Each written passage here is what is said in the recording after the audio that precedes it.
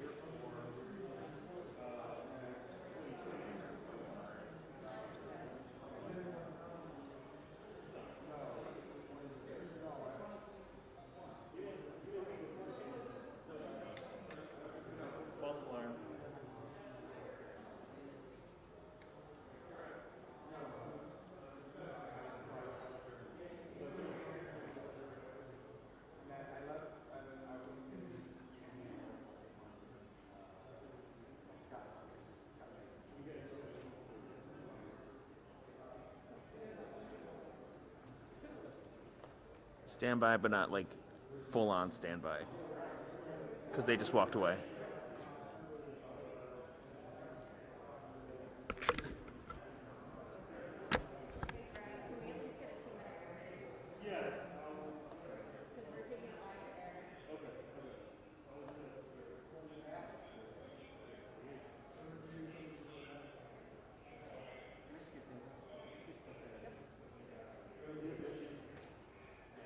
Test, test, test. 1, 2, 3, 4, 5. Mic check, mic check.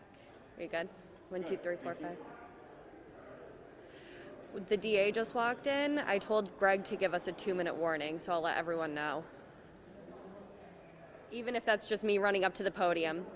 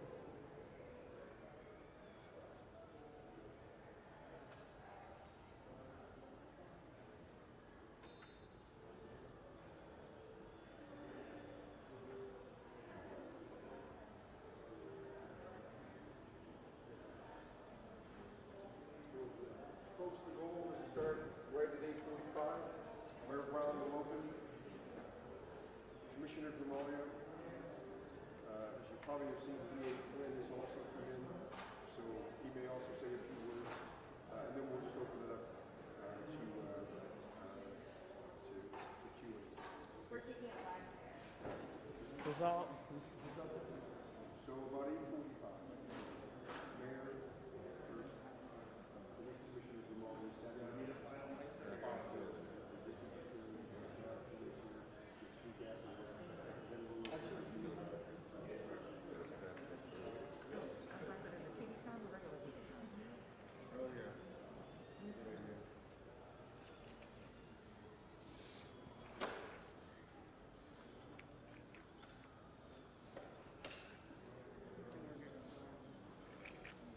How's he look? I look good, Aaron? Yeah. All right. You say it, I believe it. Is it better to edit at 2 or 4? Huh? Editing, where is it better, 2 or 4? 4 because they have Avid. I like Avid better. Well, we're getting. I must say, they're getting rid of it, though. We're getting Premiere. Premiere's okay. It's like Final Cut. I love Avid. I love Avid, too. Actually, I got Premiere now with the government. It's all right. Avid was... Premiere. Still do. Premiere's like Final Cut Pro. It's my Premiere. excuse to not have to ever. That's your excuse? Because I still do. You porters and your excuses, I swear. Okay, they're coming up now. 1 minute warning. Oh, Tommy, I'm good? You're good. And mic check good? Okay. Talk to me. Check, check, Tommy. Check, 1, 2. All right. Greg, tell them to come out.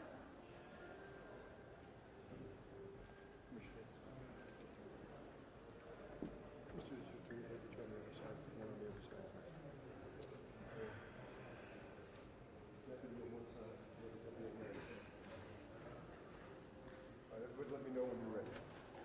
You tell me when I'm ready. Mayor Brown? It has been a difficult couple of hours that started with a traffic stop. From that, we have 3 police officers that were shot with non-life-threatening injuries.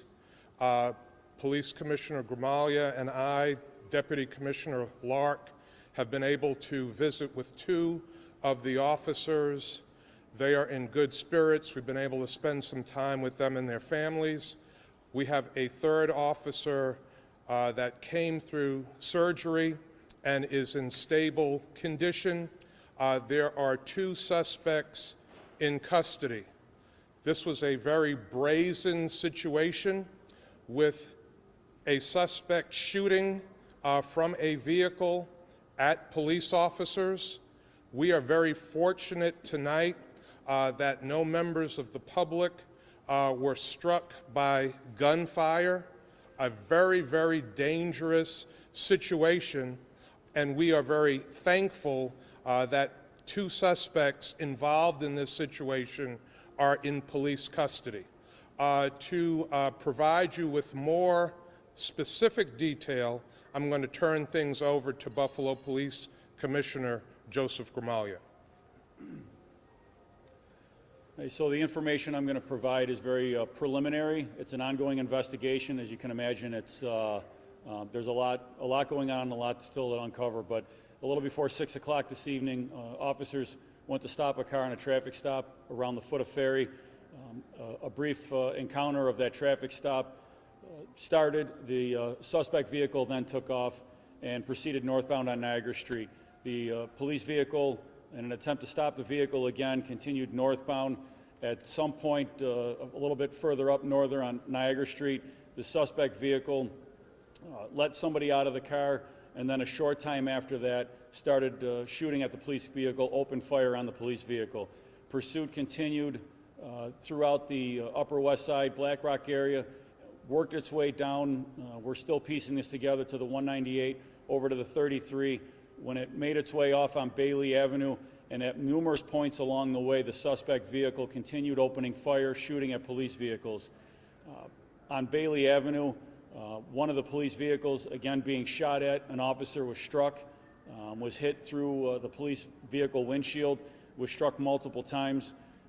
Pursuit continued on with the suspect vehicle continuing to shoot.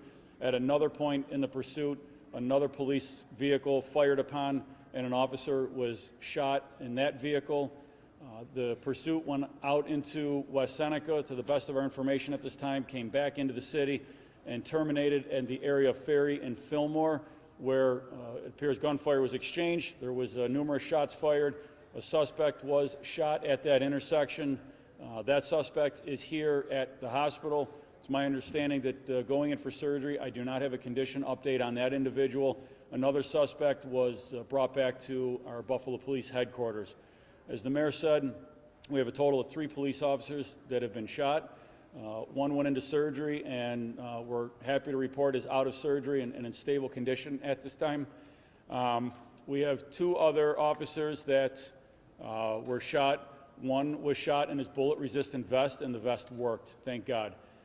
The other officer was shot in the arm and the bicep and appears grazed in the ear as well, and he's in good spirits and he's doing well. These police officers are out there every day, trying to make this city safer, and they are going into gunfire, literally. They are going into the danger to make this community safer. They did their jobs. They did it with honor and respect today, and thank God that they are all going to go home. One will be going home when he gets out of the hospital. The other will be going home, and thank God for that. We have numerous support from multiple agencies, from the state police to the sheriff's department to the FBI. They're here, they're on scene, they're aiding. There are numerous crime scenes around the city. As we said, the suspect vehicle was continuing to fire multiple shots, so it's going to be a long and busy night processing all these crime scenes. And with that, we'll take any questions, or unless, John, I'm sorry. So I don't think in 5 years I have ever got in front of the microphone before the arraignment. This is obviously a very different situation. This is a serious situation where we have 3 police officers shot.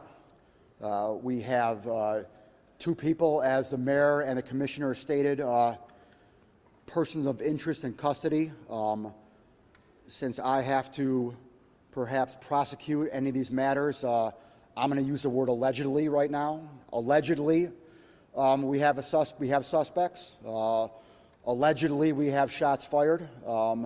We have obviously a situation here that is very serious, and that is why I felt a need to speak on this before any arraignment. Whether or not any charges will be filed at this time tonight, we just don't know yet.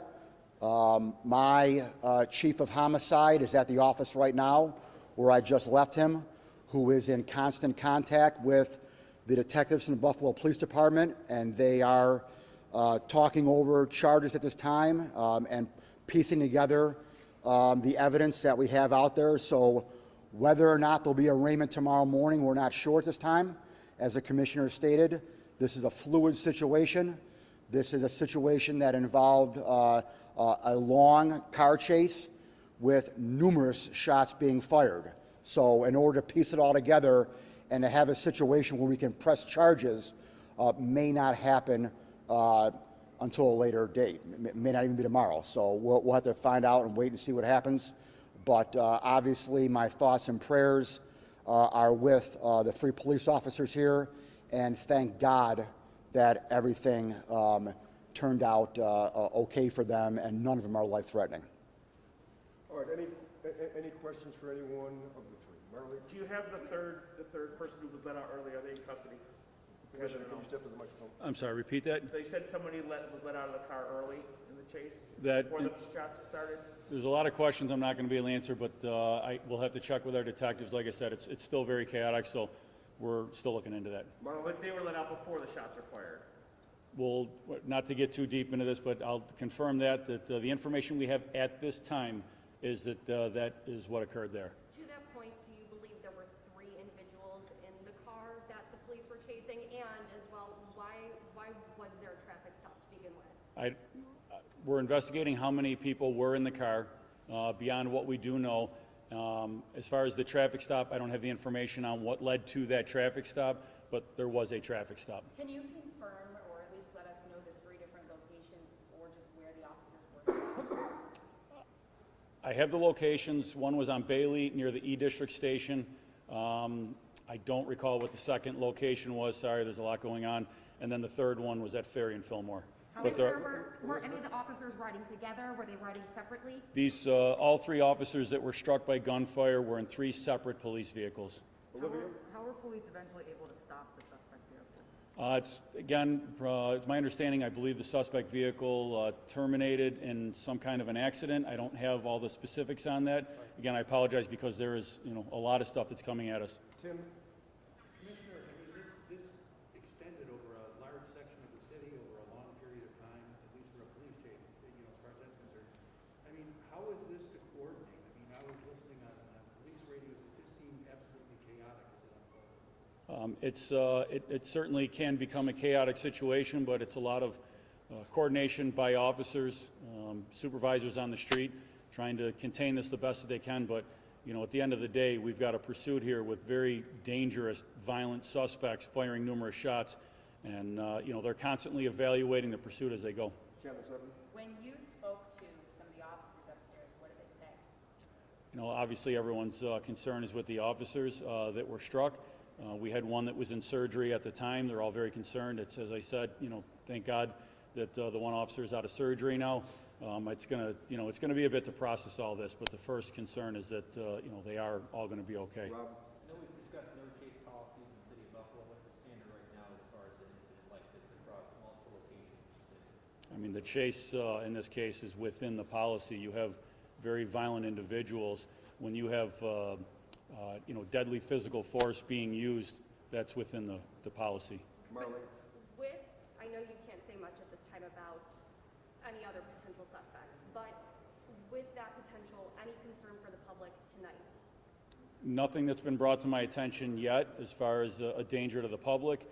Again, it's a very fluid situation, and we have every available detective and officer working on this case, and we are also maintaining police services throughout the city. All right, a couple more questions. Elizabeth? Commissioner, the status of the scene, the entire perimeter of surrounding Fillmore has been blocked off. That's a big residential area, a lot of kids walking from school, a lot of parents out there. It's cold. What's the status of it right now, and is it safe? Well, I think about the approximate time that over there was about 6:40-ish, so I'm not sure anybody would have been walking home from school at that time. The scene is safe, it's secure, we have plenty of officers over there. The scene is done as far as an active scene. It's transitioned now into an evidence collection, a crime scene. It's going to remain closed for some time. We have, like I said, numerous agencies that are helping us with evidence collection. And we've seen a lot of stuff on Facebook, on Twitter, things like that. If people have videos, should they be sending them in to you? What should we do with that? Yeah, I mean, any video will certainly take any vantage point anybody has. Where can they send that? Two more questions. Where can they send it? They can contact our Buffalo Police, our homicide squad. They can call Buffalo Police headquarters, and then we'll coordinate getting that through our homicide, or any police officer for that matter in any district, and we can coordinate that. With how far-reaching this whole chase and incident was, is there any estimation of how many bullets were fired by either the suspects or police? I can't answer that question right now because I don't know. Chief Flynn, do you have, I mean, you have your chief of homicide on this. Do you have any idea of what kind of charges could come from this? No. I just have my chief of homicide on it because he's my most senior and experienced assistant district attorney who handles the most serious cases in my office. So I called him up at home and got him back in. And so at this point, it's way too early to tell what charges are out there. Way too early. Three more questions. Elizabeth, Tim, I think you had one. Marley, did you have one? Okay. Elizabeth. I just want to know, what role are other nonviolence groups like the Peacekeepers, Fathers, all these other groups? I saw some of them out there. Are they helping you with this investigation? Were they out there earlier? So the violence interrupters, the peacemakers, they come out on scenes where shootings occur. They're there to help. If there's anybody from the crowd, anybody's out there, community members, they can help engage that and deal with some of the questions that people in the crowd might have. They're of value to us. Marley? This is something that, obviously, this is police officers' worst fear when they go out in the field. You never know what to expect. You hear about officer-involved shootings in other cities. You all as city leaders, what is going through your mind right now? Whoever wants to answer. You certainly never want to see a situation like this. Shock when I got the call, concern about the condition of the police officers, concerned about community members. Came here to the hospital immediately upon being told that officers were transported to ECMC. Was very pleased that the injuries were non-life-threatening to the police officers. Certainly was very pleased that no member of the public was struck by gunfire. These suspects showed absolutely no regard for the community. And certainly very pleased that two suspects are in custody because these are clearly very dangerous people. Deputy Vermalio, Commissioner Vermalio, we frequently talk about how it's a small number of trigger pullers within the city, where these suspects, or at least the ones that are in custody, were they known to police? We're going to look into their background now. I don't have their names now, but I've been very clear and I've been very much on the record on this. There are far too many guns illegally possessed in the hands of people that should not have them. Our officers arrest a significant amount of people and take a significant amount of guns that are illegally possessed. They need to be prosecuted. The district attorney's office prosecutes them fully. They need to spend time behind bars, out of public. I'm very clear on this. We are constantly combating gun crimes. Our shootings have been a significant problem for the last several years. We've made a lot of progress through a lot of great work by the officers, the very officers that are now in here being treated on removing guns from our streets. They need to spend time in prison. I'll be very clear on that.